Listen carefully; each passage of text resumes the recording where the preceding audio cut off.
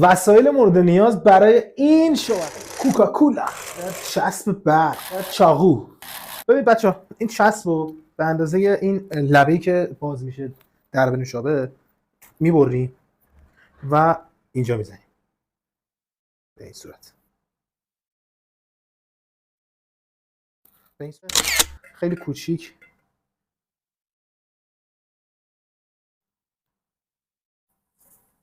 ببینید به هم اندازه سوراخ رو ببینید، خیلی کوچیکه. انقدر فشارش میدم که اینجوری خم بشه بطری ما، به این صورت خم بشه.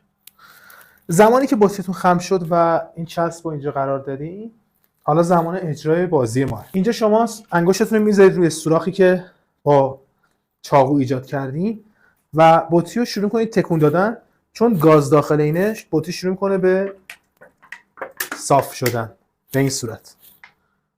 اینجا شما انگشتتون رو اصلا نباید بردید. این لحظه است که شما شعبده بازیتون رو انجام میدید. انگشتتون رو میذارید روی چسبی که گذاشته بودید روش به این صورت، یه دست میکشید مثلا سالم شد، بعد بطریتون رو باز میکنید، نشون میدید که بطری سالم شده و از اول میشه استفاده کرد. اینجا میتونید انگشتتون رو بردارید. مرسی که با ما همراهید. برای آموزش‌های بیشتر پیج منو فالو کنید.